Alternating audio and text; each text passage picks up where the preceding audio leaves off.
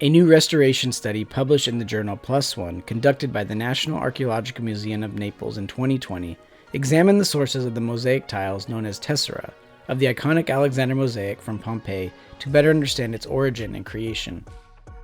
The Alexander mosaic excavated from the ruins of Pompeii has an origin story that is almost as interesting as the legendary figure it portrays.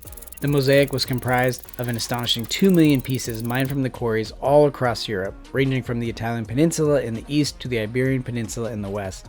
Some of the pieces even came from as far away as Tunisia and is believed to be a copy of a Hellenistic painting dating to around 315 BC. The Alexander mosaic was installed sometime in the floor of a Pompeian home between the end of the 2nd century BC and the beginning of the 1st century BC. This domus house, known as the House of the Faun, was the property of an elite family who resided in Pompeii until it was buried following the eruption of Mount Vesuvius in the year 79. The mosaic was uncovered during excavations in Pompeii in 1831. The mosaic measures nearly 12 feet by 17 feet and included as many as 2 million separate tiles.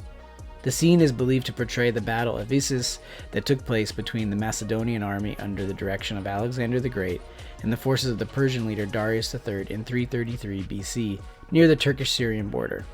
Several medieval and Arab texts discuss this confrontation, and they note that locals referred to it as the Battle of the Dry Tree or the Solitary Tree.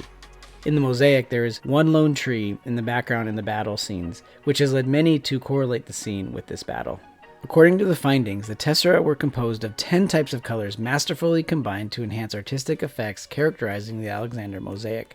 The colors included shades of white, brown, red, yellow, pink, green, gray, blue, black, and vitreous or glassy, which featured a diverse menu of micro-textures that were masterfully combined to enhance an artistic effect.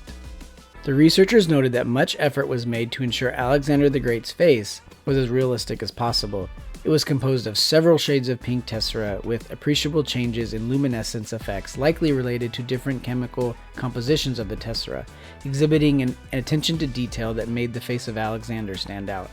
Using a slew of non-invasive techniques that examined the chemical composition of the tesserae, the researchers were able to learn more about the sources of the materials used to make the mosaic tiles. They found that white tesserae were likely created from marble quarried in the Apuan Alps of Italy between the 1st century BC and 3rd century AD. The pink tiles likely come from Portugal, the yellow tiles from what is now Tunisia, and the dark red tiles from Greece. The results of the study do prove that the Alexander mosaic was a spectacular work of art in its day that was designed to make a big impression on its viewers, functioning as a prestige possession for the elite household, making it one of the most important depictions of Alexander the Great.